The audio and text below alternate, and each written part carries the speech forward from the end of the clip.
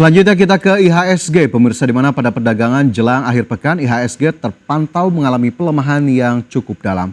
Setelah bergerak cukup optimistis pada perdagangan sebelumnya, IHSG pada perdagangan di sesi 1 Jumat melemah lebih dari 1% dan berdasarkan data RTI terpantau IHSG turun 1,43% ke level 7.792,18. Level terendah di sesi pertama di 7.738, sementara level tertinggi di 7.910,86. 336 saham mengalami penurunan ataupun mengalami pelemahan, 200 saham menguat dan 251 saham lainnya bergerak stagnan.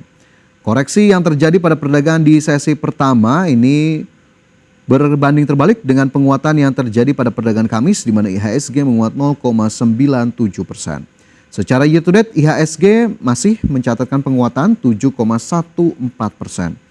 Adapun jika kita lihat dari bursa regional Asia lainnya, ini cenderung variatif, di mana Shanghai Composite dan Straits Times ini tampak senada dengan IHSG, masing-masing melemah 0,23% dan juga 0,47%. Sementara Nikkei Tokyo terpantau menguat 1,98% dan Hang Seng Index Hong Kong naik 1,45%.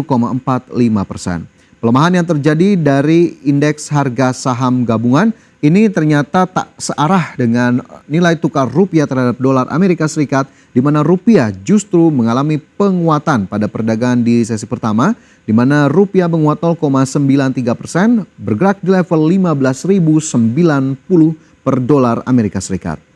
Dan selanjutnya kita lihat sejumlah data pada perdagangan di sesi pertama. Saham-saham apa saja yang masuk dalam top gainers di tengah pelemahan IHSG? Ada saham ACES, ini naik 3,66% ke 850, PTBA naik 2,16% ke 2.840, ICBP naik 3,42% dan BHAT naik 1,94%. Sementara saham-saham yang menekan IHSG, ada saham-saham Prayogo Pangestu seperti BRPT turun 8,37% ke 1.095, saham Cuan turun 14,41% ke 7.575, saham Goto ini juga turun 1,59% ke Rp62 dan PTRO terkoreksi 8,46%. Sementara dari sisi sektoral, teknologi naik 1,29%, konsumsi non-primer menguat 0,86%, infrastruktur turun 3,06% dan barang baku terkoreksi 1,52%.